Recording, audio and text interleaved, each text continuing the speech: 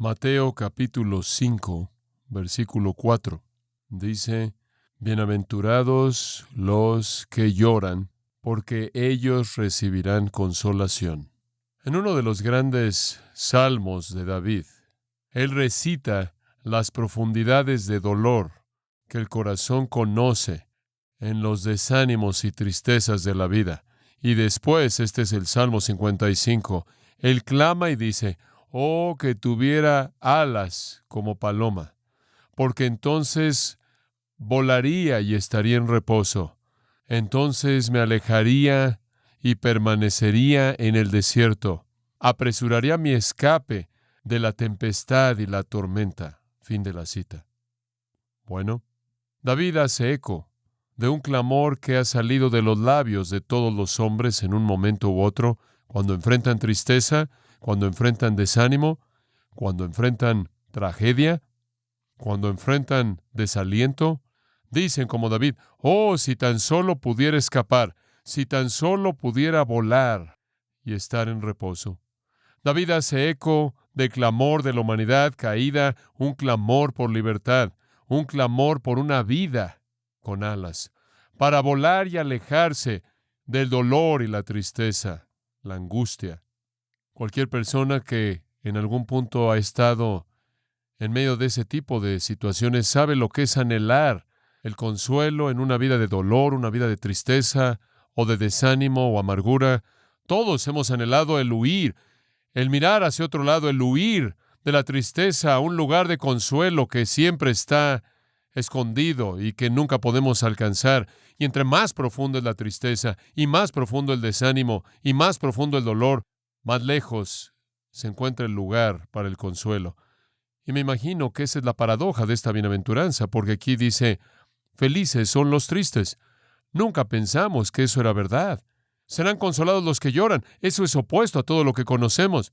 La estructura entera de nuestra vida, la locura por el placer, la mentalidad del parque de diversiones, la manía por el entretenimiento, la búsqueda constante por la emoción, el dinero y la energía y el tiempo y el entusiasmo que gastamos por disfrutar de la vida son expresiones del deseo del mundo de evitar el lloro y de evitar la tristeza y de evitar el dolor.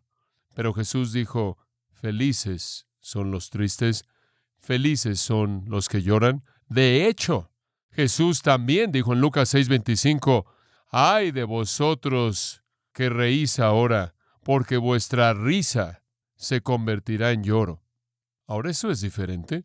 Ay de vosotros los que reís, porque lloraréis. Felices son los que lloran porque recibirán consolación. Simplemente lo opuesto de la filosofía del mundo. Un nuevo enfoque a la vida. Y eso es exactamente lo que Jesús está haciendo, ¿no es cierto? En el Sermón del Monte, Él está ofreciendo un nuevo enfoque a la vida. Él condena la risa y felicidad aparentes del mundo. Pronuncia bendición, pronuncia felicidad, pronuncia gozo, paz y consuelo para aquellos que lloran. Dice usted, bueno, John, ¿qué es lo que esto quiere decir? Respondamos esa pregunta en primer lugar y vamos a cubrir 4 preguntas en esta noche y esperamos responderlas. En primer lugar, ¿qué significa bienaventurados o felices, macarios, los que lloran? ¿En qué sentido es eso verdad? Hablemos de esto.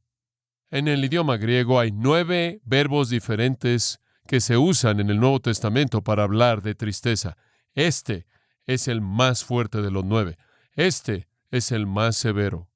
Pero el hecho mismo de que hay 9 verbos diferentes en un idioma para expresar el concepto de tristeza es una buena indicación de que es un estilo de vida, que es parte y médula de simplemente vivir. Y de hecho, la historia entera del hombre es la historia de las lágrimas y es la historia de la tristeza. Y por cierto, hemos tenido mucho de ello, pero no hemos tenido nada de lo que está por venir. En el capítulo 24 de Mateo, en el versículo 4, Jesús respondió y les dijo, mirad que nadie os engañe, porque muchos vendrán en mi nombre diciendo, yo soy el Cristo, y a muchos se engañarán, y oiréis de guerras y rumores de guerras. Mirad que no os turbéis, porque todas estas cosas deben pasar, pero aún no es el fin, porque se levantará nación contra nación, reino contra reino, y habrán hambres, pestilencias, terremotos en varios lugares. Ahora, si usted sabe algo acerca de Mateo 24, sabe que Jesús está hablando de un tiempo al final de los tiempos. Y Él lo sigue en el siguiente versículo diciendo, todo esto solo son principios de dolores. Todavía no han visto nada. La historia del hombre es la historia de la tristeza. Es la historia de las lágrimas. Es una historia de dolor y tristeza. Y el hombre solo ha visto el comienzo. Ahora, ¿de qué tipo de lloro está hablando Jesús? ¿Qué quiere decir cuando Él dice bienaventurados los que lloran? ¿Qué tipo de bienaventuranza está disponible para qué tipo de lloro? Bueno, la Biblia habla de todo tipo de lloro, por cierto. Hay muchos tipos diferentes de lloro. Permítame compartir algo de esto con usted. En primer lugar está lo que podría llamar tristeza general. Simplemente la tristeza de la vida, un tipo de tristeza apropiada, por así decirlo. Un tipo de tristeza que es aceptable, que es muy normal. El lloro en este sentido es parte de la vida humana. De hecho, es un regalo de Dios. ¿Sabía eso? ¿Sabe usted que la capacidad de llorar es un regalo de Dios? El dolor y la ansiedad que usted contiene sería veneno en su sistema emocional entero si no pudiera ser liberado en lágrimas, si no pudiera ser liberado en tristeza. Como puede ver, el llorar y la tristeza es como el liberar una válvula de presión que saca todo de su sistema para que no contamine su vida emocional. Es un regalo de Dios, libera el dolor, permite que se lleve a cabo un proceso de curación. Y cuando el dolor se mantiene adentro, y cuando el remordimiento se mantiene adentro, y cuando la tristeza y el lloro se mantienen adentro, envenenan las emociones. Es muy natural llorar, es muy natural hacer eso. Abraham lloró cuando su esposa murió. Él tuvo todo derecho de hacer eso. Así es como enfrentó su tristeza. Se manifestó en lloro y lágrimas. En el Salmo 42, 1 al 3, oímos al salmista llorando, y esto es lo que dice: como el ciervo, es un pequeño venado, como el ciervo brama por las corrientes de las aguas, así brama por ti el alma mía, oh Dios. Mi alma tiene sed de Dios, del Dios vivo. ¿Cuándo vendré y me presentaré delante de Dios? Mis lágrimas han sido mi alimento día y noche, mientras que me dicen continuamente, ¿dónde está su Dios? En otras palabras, la tristeza por la ausencia de Dios fue liberada en el corazón del salmista mediante las lágrimas que corrieron por sus mejillas. Y como puede ver, estaba sufriendo de soledad, y la soledad es una razón suficiente para llorar.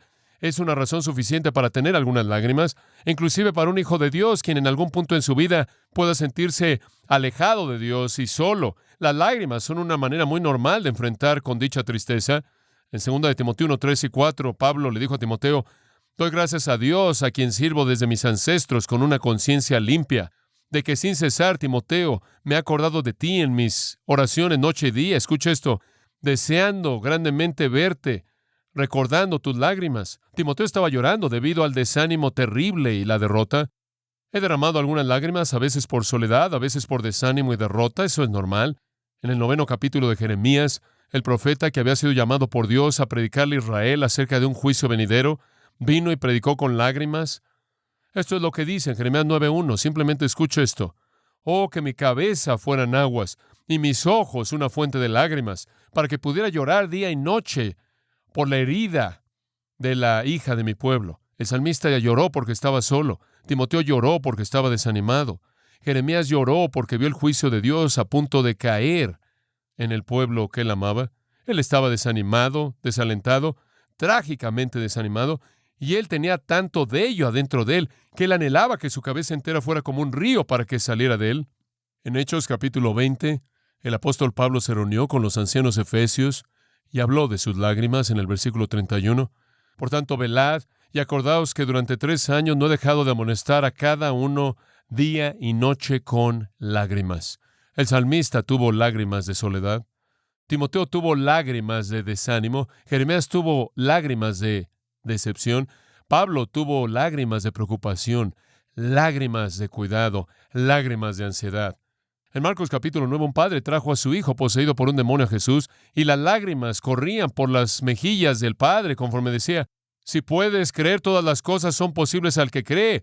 Y el padre del hijo clamó y dijo con lágrimas, Señor, yo creo, ayuda a mi incredulidad. Dice usted, ¿qué tipo de lágrimas fueron esas? Fueron las lágrimas de amor ardiente por un hijo que quería ver liberado de un demonio. Supongo que algo como el Salmo 126:5, los que siembran en lágrimas cosecharán en gozo. El que sale y llora llevando la semilla preciada, sin duda alguna regresará regocijándose. Y en el Salmo 126 está ese amor ardiente por los perdidos que lo hace llorar a usted. En Lucas capítulo 7, Versículo 37. Una mujer vino a la casa del fariseo donde Jesús estaba reclinándose y descansando, y trajo un contenedor de perfume. ¿Usted se acuerda de la historia? Lucas registra que la mujer estuvo a sus pies llorando, y ella lloró y derramó sus lágrimas en los pies del Señor, y después lavó los pies del Señor con el propio cabello de ella. Y cuando el fariseo cuestionó, ¿por qué Jesús permitirías a una mujer tan pecaminosa como esta que te hiciera esto? Y Jesús le dio una pequeña lección de cómo la gente que ha sido perdonada está muy agradecida. ¿Qué tipo de lágrimas son esas? Son las lágrimas de devoción, son las lágrimas de adoración, fueron lágrimas de gratitud profunda. Algunas veces la gente llora cuando está agradecida, algunas veces llora por amor ardiente, algunas veces lloran por preocupación, algunas veces lloran por decepción, algunas veces lloran por desánimo, algunas veces por soledad y algunas veces simplemente por amor. El amor hace que la gente llore. Nuestro Señor lloró en la tumba de Lázaro porque Él lo amaba y tuvo compasión. Él lloró por la ciudad de Jerusalén porque los amaba y tuvo compasión. María Magdalena lloró porque Jesús estaba muerto. Y esas eran las lágrimas de tristeza de la muerte. Y eso es muy normal. Y esa es una manera dada por Dios para liberar ese dolor terrible que esté en su corazón. No hay nada de malo con eso. Y entonces hay un sentido en el que llorar de una manera muy normal, humana, puede ser una bendición porque usted libera ese tipo de cosas. Es como si las lágrimas son un regalo de Dios para liberar el dolor, y hay un tiempo para eso. Eclesiastés capítulo 3, tiempo de nacer, tiempo de morir, tiempo de reír, tiempo de llorar. Pero encima de eso hay otro tipo de lloro humano que es diferente. No es apropiado, es impropio, es ilícito. Esto es cuando un hombre llora porque no puede satisfacer su deseo pecaminoso. Es cuando tiene las lágrimas de un deseo malo insatisfecho. Estas son las lágrimas de Amnón. Usted se acuerda de que Amnón en 2 de Samuel 13 lloró y lloró hasta que se enfermó, queriendo contaminar a su propia hermana Tamar sexualmente. También Acab lloró. Él quería la viña de Nabot. Él la codició tanto que dice en 1 de Reyes 21:4 que se acostó en su cama, volvió su rostro y ni siquiera comió pan alguno. Él lloró porque él quería lo que no era de él. Ese es un tipo de lloro ilícito, equivocado. Y después también algunas veces está el lloro extendido, necio, de personas que no pueden dejar algo. Lo ve con mucha frecuencia cuando alguien muere y una persona se convierte literalmente en un problema de emociones. Sucede inclusive en el caso de cristianos. Recientemente escuché de un individuo así quien, de manera coloquial, ha perdido su mente debido a la pérdida de un cónyuge que se fue a estar con el Señor Jesucristo. Ese es egoísmo puro. La tristeza de depresión de alguien que es tan egoísta, que no puede regocijarse en la exaltación del que ama con tanta profundidad. Ahora hay otro tipo de tristeza ilícita, y es la tristeza que es excesiva debido a la culpabilidad. Hay algunas personas que simplemente están en un estado de súper lamento y súper lloro como una manera de expiar su propio pecado. Una buena ilustración bíblica de esto es David. Absalón, recordará usted, había tratado de derrocar a su padre. Lo puede leer en 2 de Samuel, capítulos 15 al 20, y tener la historia entera, pero se la voy a dar rápidamente aquí, de manera resumida.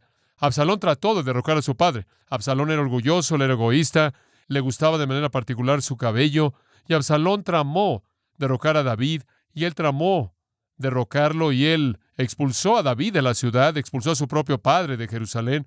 Él se apoderó del palacio y planeó un golpe de estado que aplastaría a las fuerzas de David, y se desató la batalla. Desafortunadamente, para Absalón, su lado perdió y fue matado.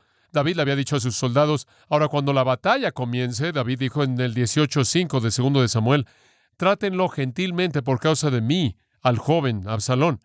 Trátenlo bien.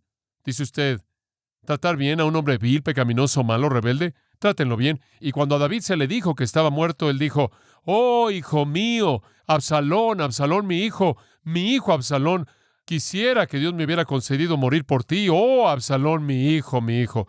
Ahora, su amor era admirable, su idea era torpe. ¿Quién quiere que Absalón esté a cargo de Israel? La nación necesitaba a David, no al Absalón orgulloso, egoísta. ¿Por qué estaba llorando David así? Porque David estaba lleno de culpabilidad, porque él había sido un padre tan terrible, y su tristeza era una especie de catarsis para lavar su propia alma de sus fracasos obvios. No hay duda en mi mente que la muerte de Absalón fue parte del pago del pecado con Betsabé. Recuerde usted, si regresa a 2 de Samuel 12, Dios le dijo a David, pagarás 4 veces por este pecado. Vive Jehová, dijo él, que el hombre que ha hecho esto ciertamente morirá. Va a tener que hacer restitución cuádruple. Hubieron 4 grandes tragedias que vinieron a David. El bebé murió que le dio a luz Betsabé. Su hija Tamar fue violada pecaminosamente. Su hijo Amnón fue matado y Absalón fue matado. Y el lloro por Absalón fue una especie de expiación. Y en 2 de Samuel 19 nos dice que los soldados, de hecho, estaban avergonzados porque David estaba tan triste. Y Joab dice, percibo que si Absalón hubiera vivido y todos nosotros hubiéramos muerto, ¿te hubiera agradado? Como puede ver, entonces ahí hay un tipo impropio de lloro. Algunas personas dicen, bueno, en general, esta bienaventuranza simplemente es verdad, ¿sabes? Cuando lloras te sientes mucho mejor. La tristeza tiene una especie de crecer en ti y fortalecerte. E inclusive escribimos poemas de estos. ¿Se acuerda usted de ese poema antiguo? Caminé por una milla con el placer. Ella platicó conmigo, pero no me dejó más sabio por todo lo que tuvo que decir. Caminé una milla con la tristeza y nunca dijo una palabra, pero las cosas que aprendí de ella cuando la tristeza caminó conmigo. Es un poema muy bonito. Los árabes solían decir, todo el sol produce un desierto. La tristeza nos enseña mucho. Es un sentimiento agradable, pero esto no está hablando de eso. No está hablando de la tristeza del mundo, sea lícito o ilícito, en absoluto. Está hablando de una tristeza piadosa que es muy diferente. Quiero que vaya a 2 de Corintios 7 y vea la diferencia. En 2 de Corintios capítulo 7 y versículo 10, el apóstol Pablo nos ayuda a entenderlo. Él dice esto, porque la tristeza según Dios, ahora no es la tristeza del mundo, la tristeza que según Dios produce arrepentimiento para salvación, de lo cual no hay de qué arrepentirse. Pero la tristeza que según del mundo produce muerte. Escuche, usted puede llorar hasta que se le caigan los ojos por sus problemas, y puede llorar todo lo que quiera por la soledad, y por el desánimo, y por la decepción, y por amor ardiente, y puede llorar lo que quiera por todas esas cosas, y puede llorar hasta que no pueda llorar más por sus deseos pecaminosos insatisfechos, y cuando termine, toda esa tristeza mundana no le va a producir vida. Solo hay un tipo de tristeza que trae vida, y esa es la tristeza piadosa que lo lleva ¿a qué? Al arrepentimiento. Por lo tanto, concluimos que es tristeza, ¿por qué? Por el pecado, eso es lo importante. Ese es el fondo. Es tristeza piadosa, tristeza por el pecado. La tristeza del mundo es inútil, produce muerte, mientras que la tristeza piadosa produce arrepentimiento, lo cual produce salvación, lo cual produce consuelo. Esa es la idea, esa es la clave. La tristeza piadosa está ligada al arrepentimiento, y el arrepentimiento está ligado al pecado. El punto, amados, regrese ahí, Mateo 5:4. El punto aquí es no estar triste porque usted está solo, no estar triste porque está desanimado o decepcionado, no porque tiene un amor ardiente o porque alguien murió, no es estar triste porque no tiene lo que quiere, no es estar triste porque se siente tan culpable, es estar triste porque usted es un pecador. Ese es el punto. Usted no está llorando aquí por las circunstancias humanas, está llorando por el pecado. ¿Se acuerda del versículo 3? En donde comenzaron las bienaventuranzas, bienaventurados los pobres en espíritu, porque de ellos es el reino de los cielos. ¿Qué significa ser pobre en espíritu? Le dije, es un sentido de estar en bancarrota espiritual. Es lo que dice en mi carne, no mora ¿qué? El bien, eso es lo que es. Y esa es la parte intelectual. El versículo 4 es la parte emocional, porque su mente está convencida de que usted está en bancarrota espiritual y su emoción se apodera de usted y usted llora por ese estado de bancarrota espiritual. Así es la gente del reino. Pobre en espíritu es un reconocimiento de que no tenemos nada, de que no somos nada y que no podemos hacer nada. Y esto resulta en ser un mendigo que se acobarda y se encoge, que no tiene recurso ni capacidad de ayudarse a sí mismo. Y lo que él está diciendo, nuestro Señor está diciendo en el versículo 13 es, feliz es el hombre quien está privado de manera absoluta espiritualmente, quien no es nada más que un mendigo, quien tiene que rogar misericordia y gracia, porque ese tipo de hombre es el que entra al reino de Dios, el reino de los cielos. Entonces, ¿qué estamos diciendo? Escuche, La entrada a su reino comienza con un sentimiento abrumador de inutilidad, de pobreza espiritual. Comienza con un sentido de la bancarrota del alma. Ahí comienza. Mientras que usted vive en esta tierra, usted nunca entrará al reino de Dios a menos de que tenga un sentido de bancarrota espiritual. Y si usted es un hijo del reino, usted nunca perderá ese sentido. Pero en su carne continuamente no mora nada bueno. Mientras que vivamos, tenemos el mismo sentido de pobreza espiritual. Si no estuvo ahí desde el comienzo, usted no es un cristiano. Si no está ahora, es cuestionable si usted es cristiano, porque es parte del pueblo del reino. George MacDonald se refiere a este principio en su exposición del Sermón del Monte. Él dice esto: los pobres, los mendigos en espíritu, los hombres humildes de corazón, los no ambiciosos, los abnegados, los que nunca menosprecian a los hombres y nunca buscan sus alabanzas, los bajos que no buscan admirar nada en sí mismos, por lo tanto no pueden buscar el ser admirados de otros, los hombres que se entregan a sí mismos, estos son los hombres libres del reino. Estos son los ciudadanos de la Nueva Jerusalén, los hombres que están conscientes de su propia pobreza esencial, no los hombres que son pobres en amigos, o pobres en influencia, o pobres en requisitos, o pobres en dinero, sino aquellos que son pobres en espíritu, que se sienten a sí mismos criaturas pobres, que no conocen nada que los pueda agradar en sí mismos, y no desean nada para hacerlos pensar bien de sí mismos, que saben que necesitan mucho para que su vida valga la pena vivir, para que la existencia sea algo bueno, para que los haga aptos para vivir.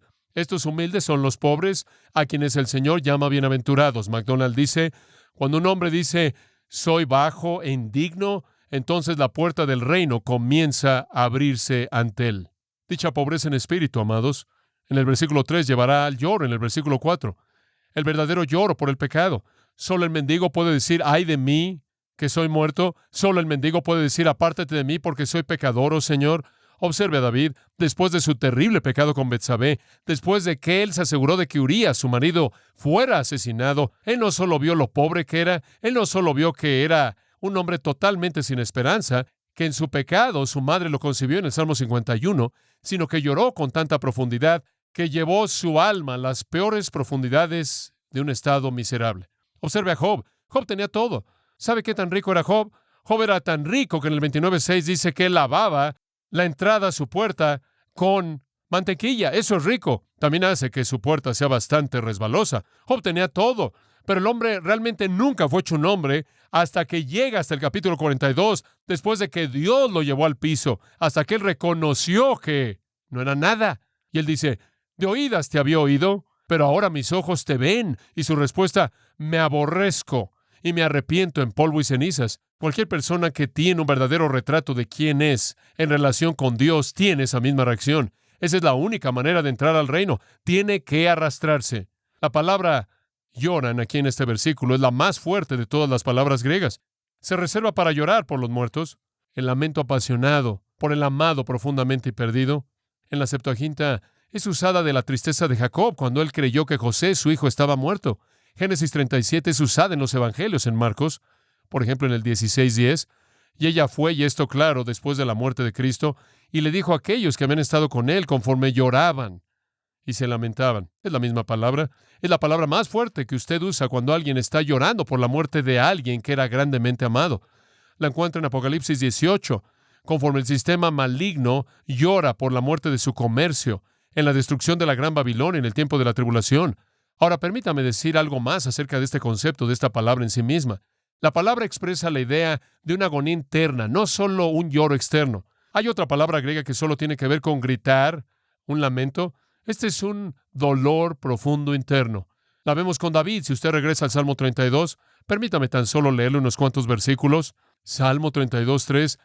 Cuando guardé silencio, mis huesos se envejecían mediante mi gemir todo el día. Y usted sabe, cuando David no confesó su pecado a Dios, simplemente lo despedazó, simplemente lo comió desde adentro. Día y noche tu mano estuvo sobre mí. Mi humedad o mis jugos vitales, la sangre, los jugos linfáticos y todas esas cosas, la saliva y todo lo demás en el cuerpo, se volvió en sequedad de verano. Dice, su persona entera fue simplemente aplastada. Y después él dice, reconocí mi pecado, mi iniquidad, no te escondí. Dije, confesaré mis transgresiones al Señor, y tú perdonaste la iniquidad de mi pecado. En el Salmo 51, reflexionando en el mismo pecado con Betsabé, él dijo, ten misericordia de mí, oh Dios, según tu misericordia, según la multitud de tus misericordias, borra mis transgresiones, lávame de mi iniquidad, límpiame de mi pecado, porque yo reconozco mis transgresiones y mi pecado está siempre delante de mí. No lo puedo quitar de mi vista, no lo puedo sacar de mi mente. Versículo 10, crea en mí, oh Dios, un corazón limpio, renueva un espíritu recto dentro de mí. No me eches de tu presencia y no quites tu Espíritu Santo de mí.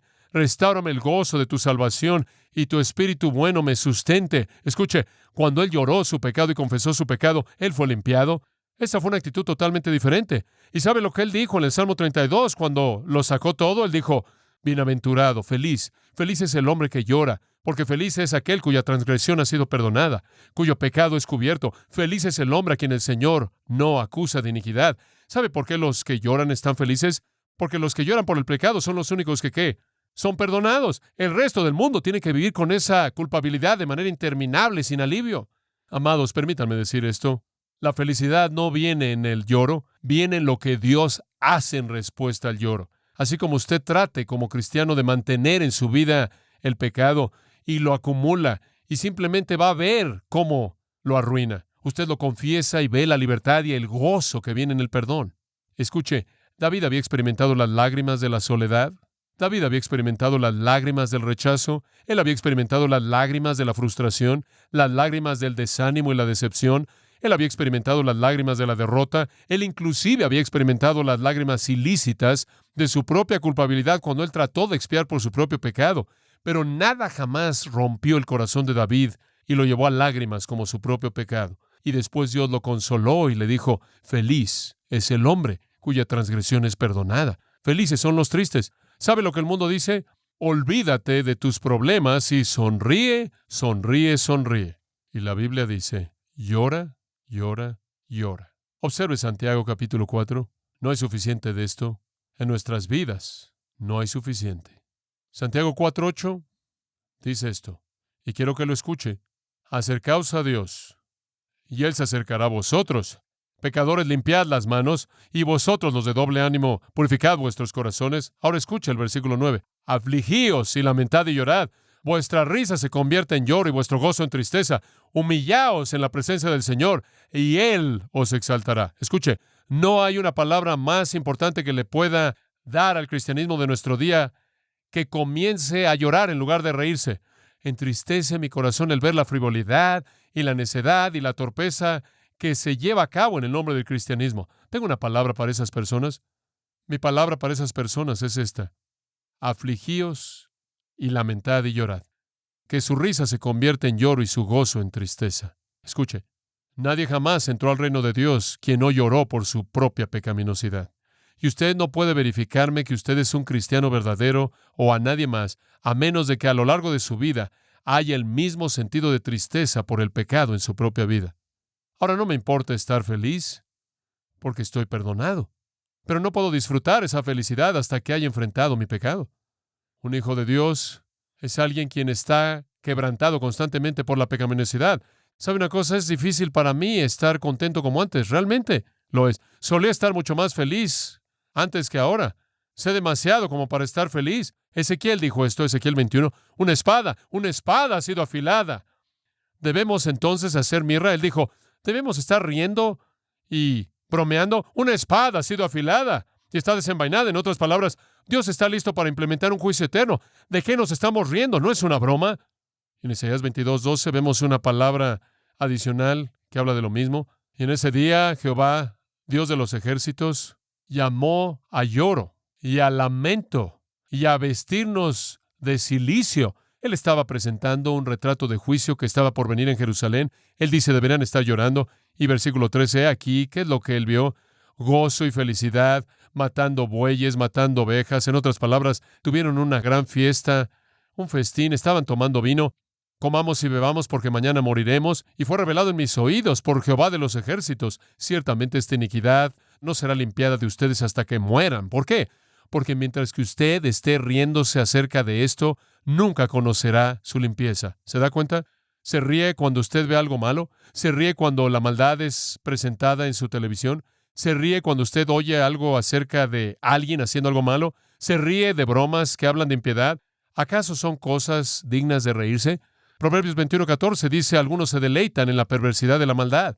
Segunda de Tesalonicenses 2:12 usa la pequeña frase, se regocijan en la iniquidad. ¿Usted hace eso? ¿Sabe una cosa? Realmente creo que la iglesia en la actualidad tiene un sentido defectuoso del pecado, tiene una doctrina defectuosa del pecado. Tantas personas creen que la vida cristiana es una broma, que la iglesia es algo de lo que usted se burla, que si usted se ríe de ello. Y hay personas que se han presentado a sí mismas como críticos de la iglesia, quienes hacen una sátira de la iglesia como si fuera una broma, como si fuera algo de lo que hay que reírse. Pasan todo el tiempo pensando en maneras chistosas de comentar acerca del cristianismo.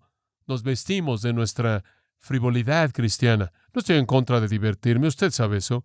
Creo que el Antiguo Testamento es muy claro cuando dice, un corazón alegre hace bien como una medicina, pero ¿sabe una cosa? Estamos tan desequilibrados que hemos perdido todo sentido de esto, ¿no es cierto? La gente dice, este movimiento carismático es el avivamiento más grande que jamás he visto. Escuche, nunca he visto tanta frivolidad y torpeza en mi vida, y eso está muy lejos de llorar. La convicción del pecado debe preceder a la conversión y debe seguirla. Ese es el camino a la bienaventuranza. Y me sorprende que algunos cristianos pasan su vida entera tratando de encontrar felicidad y buscan alguna consejería y lo leen en algún libro, El secreto cristiano de una vida feliz, y realmente tratan de encontrar todo esto, y lo que realmente necesitan hacer es llorar, porque ese es el camino a la felicidad. Ahora, cuando usted está en bancarrota espiritual, y cuando usted es un pecador, usted puede responder de varias maneras. En primer lugar, puede negarlo, como los fariseos, y simplemente vivir con una vida de fachada, y vivir una vida de engaño, y hacer que todo el mundo crea que realmente usted es perfecto.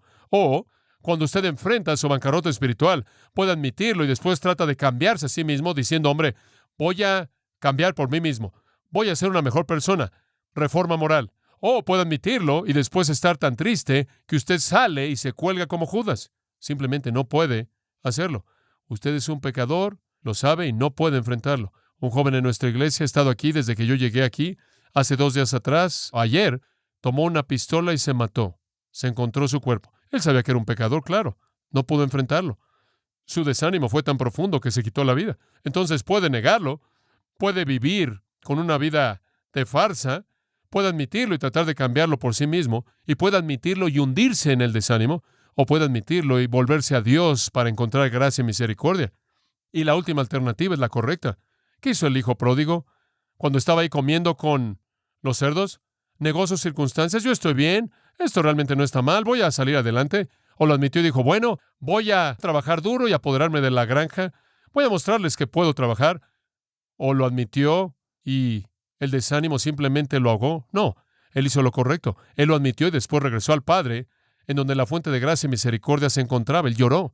La salvación viene por arrepentimiento, viene por llorar y Dios lo demanda. Realmente creo que hay muchas personas en este mundo que creen que son cristianas, pero no vinieron a Cristo con un espíritu de bancarrota, llorando por su pecado, y esa es la única manera en la que usted entra. Y si no es verdad en su vida en este momento, cuestiono si jamás llegó a ser salvo. Y sabe una cosa, es sorprendente cuando alguien le dice a alguien en círculos cristianos, en la mayoría de los casos, ¿eres cristiano? Van a decir, sí. Bueno, ¿cómo sabes? Y la mayoría de las veces van a decir, bueno, me acuerdo cuando pasé al frente, o me acuerdo cuando, en otras palabras, la base entera de la certeza de que son cristianos se basa en el pasado. No, el Nuevo Testamento nunca habla de eso. El Nuevo Testamento nunca habla de una decisión. El Nuevo Testamento nunca habla de caminar por un pasillo. Nunca habla de firmar una tarjeta. Nunca habla de que un consejero le diga, usted es cristiano. De lo único que habla es, usted es cristiano si hay una evidencia actual. Ese es el punto siempre. Y en 2 Corintios 12:21, no sea que cuando venga de nuevo mi Dios me humilde entre vosotros y llore por aquellos que ya pecaron y no se han arrepentido de su inmundicia y fornicación y lascivia que han cometido. El querido Pablo dice, si ustedes no van a llorar, entonces lo único que me queda es llorar por ello. Dios demanda arrepentimiento. Él demanda un reconocimiento de pecado. No estoy hablando de revolcarse en la autocompasión. Estoy hablando de arrepentimiento genuino, y si usted no conoce la diferencia, usted tiene un problema. Por cierto, en 2 Corintios 2:7 dice que no debemos dejar que alguien se ahogue en la tristeza. Hay demasiado de esto. Y también tiende algunas veces a llevar un sentido de superioridad espiritual. Yo soy más santo que tú. ¿Sabe una cosa? Como la niña pequeña que vio a la persona con la cara triste y dijo, debe ser un cristiano muy espiritual. La felicidad viene en el lloro verdadero. Un espíritu contrito y humillado no despreciará a su Dios. Salmo 51.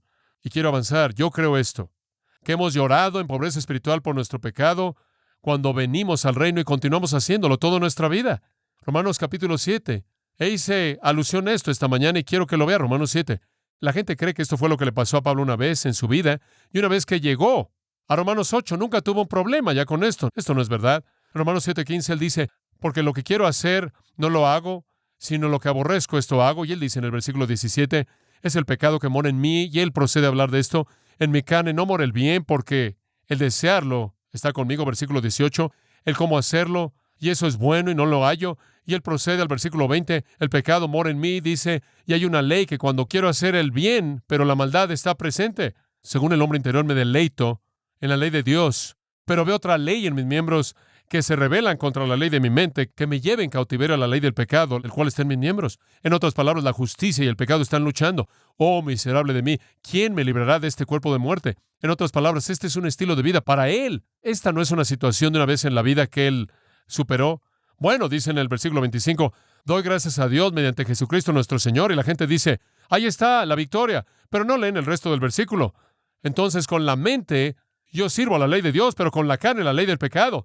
Solo porque él sabía dónde estaba la victoria, no es que acabó con ello de una vez por todas. Él peleó cada día de su vida hasta que se encontró con Jesús cara a cara. Es un estilo de vida el enfrentar el pecado. Nunca cambia. Escuche, observe el 8:23, él dice, y no solo ellos, no solo la creación gime, sino nosotros mismos, los que tenemos las primicias del Espíritu, gemimos, esperando la adopción, que es la redención de nuestro cuerpo. Escuche, no es solo que la creación está gimiendo. Estoy cansado de esta lucha yo mismo. Estoy cansado de este pecado. Quiero alivio. No es sorprendente que él dijo, mucho mejor partir y estar con Cristo. No es sorprendente que él dijo en 2 Corintios 5, porque nosotros gemimos deseando ser revestidos con nuestra casa, la cual es del cielo. Escuchen, amados, ustedes son salvos al estar en bancarrota espiritual en su espíritu y llorar por su pecado, y así es como debe ser el resto de su vida. Debe estar realmente molesto por su pecado. ¿Sabe una cosa? Juan, en 1 de Juan, da las evidencias de un cristiano, y una de ellas es esta. Si estamos confesando nuestros pecados, Él es fiel y justo para perdonar nuestros pecados. Y lo que eso realmente significa en el contexto es esto. Si somos los que continuamente estamos confesando nuestros pecados, damos evidencia de ser los que estamos siendo perdonados. En otras palabras, los perdonados, los súbditos del reino, los hijos del rey, los hijos de Dios, se caracterizan por una confesión constante de pecado. Me acuerdo que un hombre me dijo en una ocasión, hombre, he sido liberado, un alumno de la Universidad de UCLA, he sido liberado. Alguien acaba de reinterpretar 1 de Juan 9 y ahora sé que no tengo que confesar mi pecado. Es maravilloso. Yo le dije, ¿cuándo descubriste eso? Oh, hace unos meses atrás. Maravilloso. Y yo le dije, quiero hacerte una pregunta. ¿Confiesas tu pecado? Él dijo, te acabo de decir que no tengo que hacerlo. Yo dije, ¿sabes que lo haces? ¿Confiesas tu pecado? Él dijo, sí, y eso es lo que me molesta. Yo dije, es algo bueno. Yo dije, lo que tú aprendiste es superada por tu propia nueva naturaleza. Es característico de cualquier creyente. Va a confesar su pecado. Por cierto, regresando a Mateo capítulo 5, el verbo aquí es un tiempo presente, penzoutes, una acción continua. Los que continuamente están llorando son los que continuamente están siendo confortados. Lutero, en sus 95 tesis, dijo que nuestra vida entera es un acto continuo de arrepentimiento y contrición. David clamó en el Salmo 38, porque mis iniquidades están sobre mi cabeza como una carga pesada, son demasiado pesadas para mí. Era un estilo de vida. Él simplemente enfrentó su pecado como una realidad a lo largo de su vida. ¿Quieres saber algo? En todo el Nuevo Testamento encontramos tanto acerca de Jesús, pero una cosa que nunca vemos a Jesús haciendo en todo el Nuevo Testamento es reírse. Él nunca se rió. Oh, no sé si él se rió o no, pero no está registrado. Es difícil para mí imaginar que él tenía mucho de qué reírse.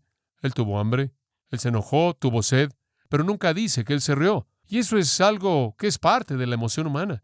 Pero dice que lloró. Él fue un varón de dolores, experimentado en quebranto. Creo que hemos dejado eso. Creo que vivimos cautivados por el entretenimiento, buscando la emoción, locos por el placer, en un mundo lleno de bufones y necios y comediantes. Algunos de ellos inclusive están tratando de vender su mercancía en la iglesia. ¿Sabe que la otra noche vi en un programa de televisión cristiana a un hombre que fue presentado como el comediante cristiano más importante? ¿Quién necesita eso? Eso es lo que significa. Usted entiende ahora, ¿no es cierto?, lo que significa llorar por su pecado. ¿Cuál es el resultado de esto? Segunda pregunta. Estas van a ser más cortas. Y no dije todo lo que quería decir tampoco acerca de eso. ¿Se da cuenta de que usted escucha la punta del iceberg semana tras semana? Vivir con esa frustración es muy difícil. ¿Cuál es el resultado de llorar? Dice usted, bueno, ¿qué es lo que recibo? Lloro, estoy triste por mi pecado. ¿Qué es lo que recibo? Consuelo, consuelo. Por cierto, como dije antes, los que lloran no son bienaventurados porque lloran. Los que lloran son bienaventurados porque son confortados. Usted no llora, usted no es consolado. Usted simplemente trata de esconder su culpabilidad y lo consume. No hay felicidad en la tristeza del mundo porque no puede ser consolado. Y por cierto, usan el pronombre enfático autoi aquí, lo cual significa bienaventurados los que continúan llorando porque solo ellos serán consolados. Solo los que lloran conocen el consuelo de Dios. Únicamente son solo aquellos que lloran por el pecado, que saben lo que es que sus lágrimas sean secadas por la mano amorosa de Jesucristo. Ellos recibirán consolación. Paracaleo, de la cual obtenemos Paracleto, el que es llamado al lado para ayudar, al que Jesús se refirió, el Consolador. Por cierto, la Biblia nos dice que Dios es un Consolador. Salmo 35, Salmo 50, 15, Isaías 55, 6 y 7, Miqueas 7, 18 al 20 y más, habla del consuelo que Dios nos da. Él nos ayuda, Él nos socorre, Él oye nuestro clamor, Él satisface nuestra necesidad, Él está ahí rogando siempre, Él está amonestando y consolando y mostrando empatía y alentando y fortaleciendo y perdonando y restaurando, y eso añade al consuelo. Conforme nuestro lloro llega al trono de Dios, su consuelo sin paralelos desciende de Él por Cristo a nosotros. Dios es un Dios de toda consolación, dice la Biblia. ¿Y sabe usted quién fue el primer consolador? El primer consolador fue Jesús, porque Él dijo, cuando yo me vaya, yo enviaré a otro, ¿qué? Consolador. Él fue el primero. Dios, el Dios de todo consuelo, Cristo, el primer Paracleto, llamado a ayudar al lado, y el Espíritu Santo siguió con la obra.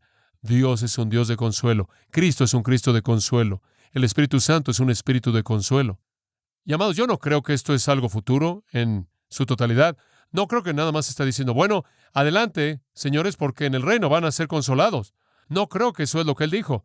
Cuando yo pienso en la conexión aquí, y usted puede hacer algo de estudio en el versículo en sí mismo, a detalle en el griego, la implicación aquí es que el consuelo va de la mano con el lloro. Conforme usted continúa llorando, usted continuará siendo consolado. Es el concepto de la hora.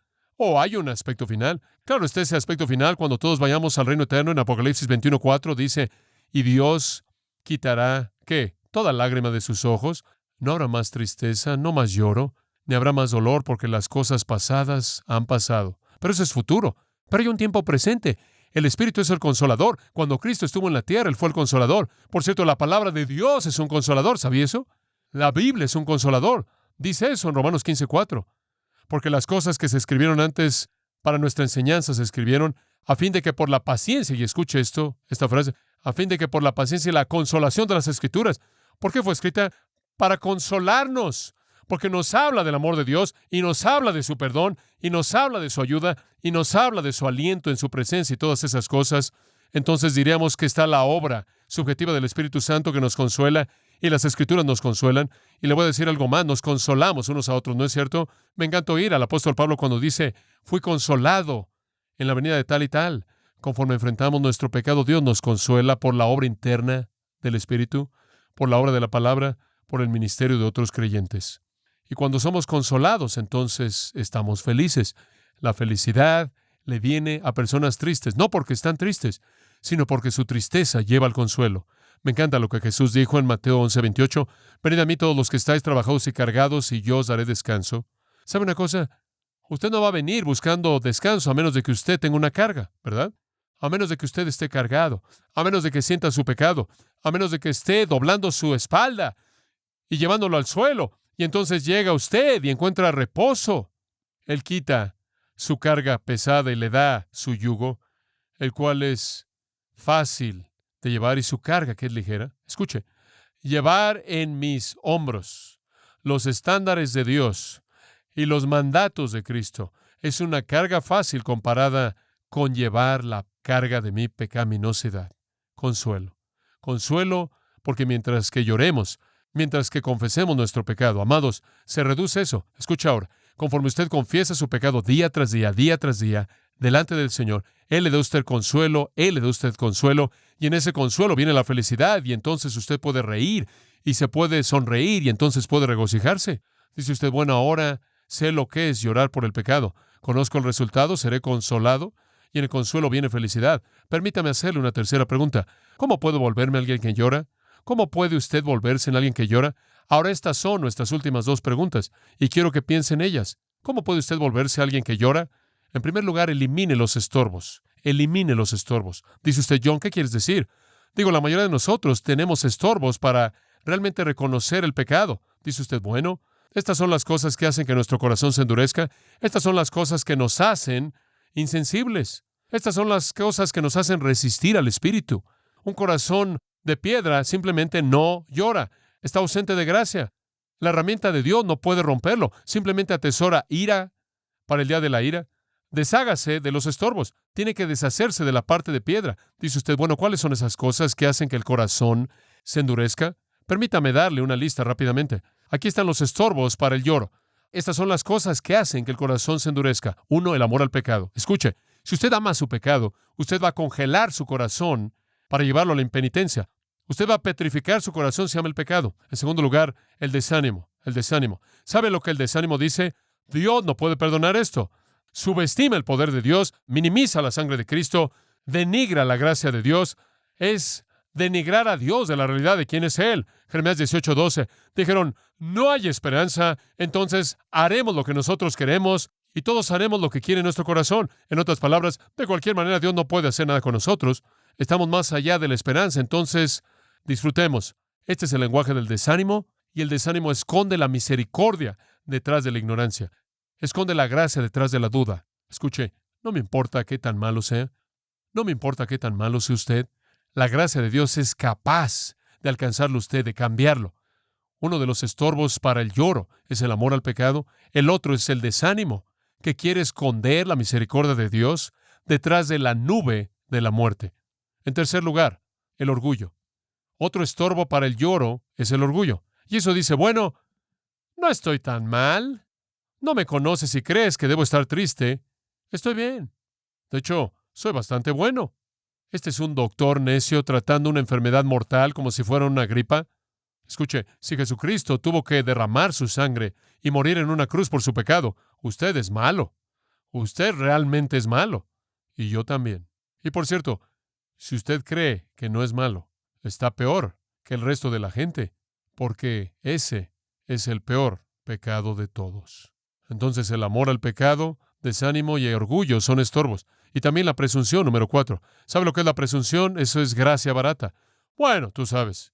Yo en una ocasión dije que quería a Jesús en mi corazón y caminé por el pasillo y me bauticé. ¿De qué me tengo que preocupar? Simplemente voy a seguir haciendo lo que yo quiero y voy a estar bien. No necesito confesar mi pecado. Me molesto por esto, como el hombre del que le conté esta mañana, que dijo el otro día, no tienen que cambiar nada en tu vida, simplemente recibe a Jesús y vas a estar bien, Él lo va a limpiar. Isaías 55:7 dice, deje, Él limpió su camino y vuelva hacia Jehová, y Él tendrá de él misericordia, y al Dios nuestro que será amplio en perdonar, y si el impío no deja su camino, hay razón para creer que no ha recibido perdón. Usted nunca presuma. No hay algo así como la gracia barata, no hay licencia.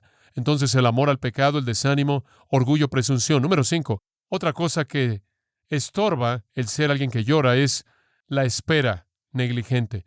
Bueno, voy a llegar a hacer eso. Uno de estos días voy a ver mi pecado y realmente voy a corregirme. ¿Quieres saber algo? Podrá ser muy tarde. Santiago 4:14 dice, ¿no sabéis que vuestra vida es como neblina que aparece por un poco de tiempo y luego se desvanece? Y antes de que comience a hablar de mañana, más vale que reconozca que no habrá un mañana. No sea un necio, escuche. Entre más pronto se enfrente la enfermedad, más pronto el consuelo viene, y con ello la bienaventuranza. Y si usted nunca lo enfrenta, usted pasará una eternidad sin Dios. No se espere.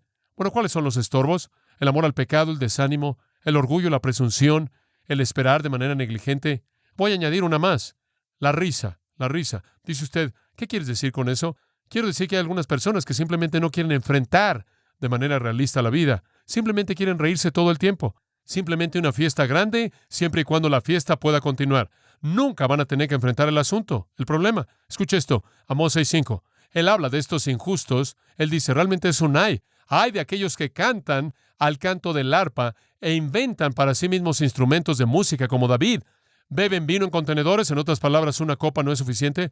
Tienen que tomar un contenedor, un plato hondo, y se ungen a sí mismos con los principales ungüentos, pero no llorarán por la aflicción de José.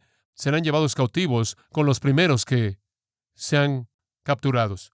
Los necios que se ríen cuando no hay causa de risa. No hay lugar para la risa, no hay razón para ella. Deberían estar en tristeza. En Job 30:31 de nuevo, este estorbo es indicado. Mi arpa se ha convertido en lloro y mi flauta en la voz de aquellos que lloran. En otras palabras, a nuestro mundo le encantan las fiestas y la música. Y sabe una cosa, una de las primeras cosas que Dios va a hacer cuando todo esto sea derribado y la tribulación venga, es apagar toda la música. ¿Sabía usted que en Apocalipsis 18 toda la música se va a detener? La gente va a tener que enfrentar la realidad. Apague la radio de vez en cuando. Esto le va a ayudar a reconocer lo que realmente está pasando en su interior. Bueno, amor al pecado, desánimo, orgullo, presunción, espera negligente, risa. Estos son los estorbos. Dice usted, bueno, John, ¿cómo te deshaces del estorbo? Bueno, una manera es ver la cruz. Si usted está jugando con todas estas cosas y no entiende la importancia de la cruz, usted no entiende lo que Cristo hizo. Usted ve a Cristo muriendo por usted. Si eso no quebranta su corazón de piedra, no sé qué lo va a romper. Cristina Rossetti escribió esto. Soy una piedra y no una oveja que puede estar de pie, oh Cristo, debajo de tu cruz, contar gota a gota tu pérdida lenta de sangre y sin embargo no llorar. No para esas mujeres que te amaron con una tristeza excesiva que se lamentaron por ti. No como Pedro, quien cayó y lloró amargamente. No como el ladrón que fue conmovido. No como el sol y la luna que escondieron sus rostros en un cielo oscuro. Un horror de gran oscuridad. A mediodía, yo solo. Sin embargo, busco tu ayuda. Verdadero pastor del rebaño, más grande que Moisés, vuélvete y ve una vez más y golpea una roca. Escuche, si usted tiene estorbos en el camino, vea la cruz, véala de cerca y vea cuánto necesita Jesucristo, cuánto necesita enfrentar su pecado, vea lo que le costó. Entonces, en primer lugar, quite los estorbos. En segundo lugar, estudie el pecado en las Escrituras. Estúdielo. David dijo, mi pecado está siempre delante de mí. Estudia a David. Estudia a Isaías, quien dijo, ay de mí porque soy hombre inmundo y vivo en medio de un pueblo de labios inmundos. Estudia a Jeremías, quien lloró por el pecado. Estudia a Pedro, quien dijo, apártate de mí que soy pecador. Estudia a Pablo, quien dijo, yo soy el primero de los pecadores. Y escúchelos hablar acerca de su pecaminosidad. Y después, cuando haya comparado su vida con el hombre más grande que jamás vivió, trate de convencerse a sí mismo que usted no es pecador. El pecado pisa las leyes de Dios. El pecado se burla de su amor, entristece a su espíritu, se burla de su bendición. El pecado nos afecta drásticamente, nos desnuda, nos hace impuros, nos roba de nuestra túnica y nuestra corona, echa a perder nuestra gloria, nos deja en harapos y ropa inmunda. Hechos a imagen de Dios, nos volvemos como bestias que perecen. Elimine el estorbo y estudie el pecado. En tercer lugar, ore por un corazón contrito. Después de todo, solo Dios puede hacer eso, y Él no va a desechar al que realmente pide. Entonces, ¿qué significa? ¿Significa llorar por el pecado? ¿Cuáles son los resultados? Consuelo y felicidad. ¿Cómo puedo ser alguien que llora? Quite los estorbos, estudie las Escrituras y ore. En conclusión, ¿cómo puedo saber si soy alguien que llora? ¿Cómo puedo saber si estoy ahí? Muy simple. ¿Está listo? Pregúntese si usted es sensible al pecado. ¿Lo es? ¿Cómo reacciona al pecado? ¿Se ríe? ¿Lo deja pasar? ¿Se deleita en él? Algunos de ustedes lo están haciendo. Algunos de ustedes están viviendo en él. Todo tipo de pecado. Y nunca ha enfrentado su pecado. Quizás es el pecado en un área inmoral. Quizás es un pecado en su negocio. Quizás es deshonestidad. Quizás es no orar. Quizás es no pensar en pensamientos buenos. No ser amoroso. Quizás es, ¿quién sabe? ¿Cómo reacciona al pecado? ¿Llora por su pecado? Permítame profundizar. Creo que si usted realmente llora, usted no solo va a llorar por su pecado, sino que va a llorar por los pecados del mundo. ¿Sabe lo que veo en Jeremías? Jeremías clamó y dijo, oh, que mi cabeza fuera fuente de aguas y que pudiera llorar y llorar. Dice usted, Jeremías, ¿por qué quieres llorar?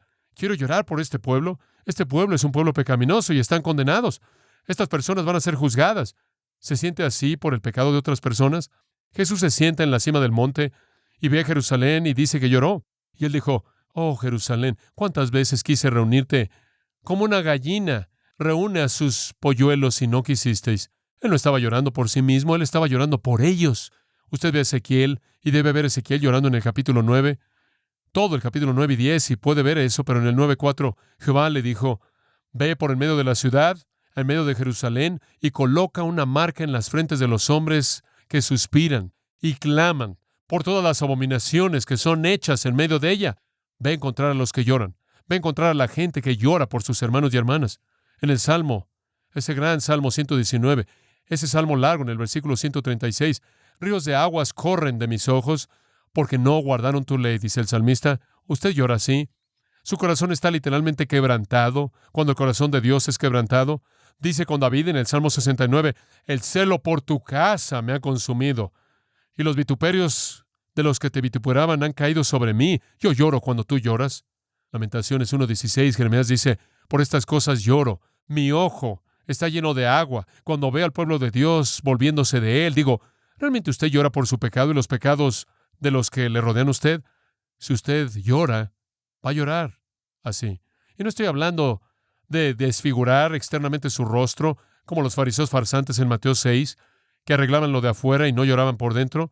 No estoy hablando del lloro falso de Saúl, en 1 Samuel 15, quien dice, he pecado, y después le dice a Samuel, pero hónrame ante el pueblo para que no eche a perder mi reputación. No estoy hablando de eso.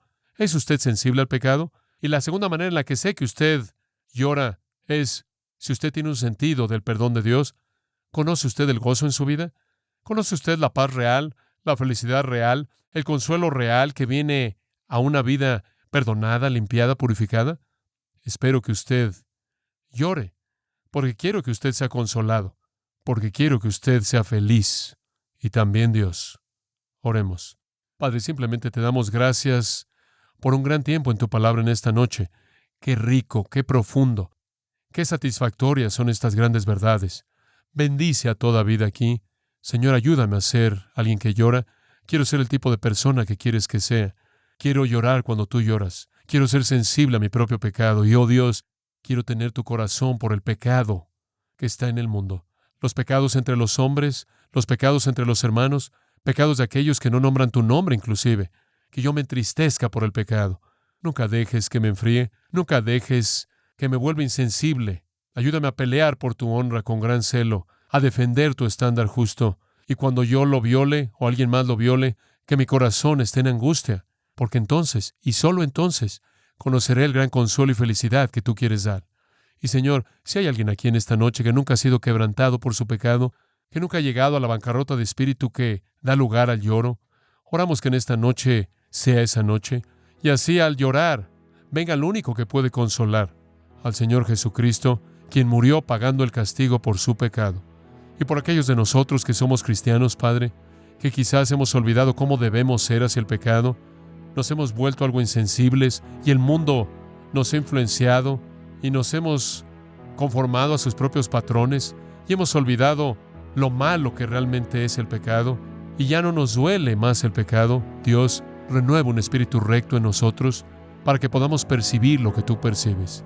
Satisface toda necesidad, Padre, sea cual sea, que sea cual sea ese lugar en el que estemos en una relación contigo. Llévanos a ese lugar en donde quieres que estemos. En el nombre de Cristo oramos. Amén.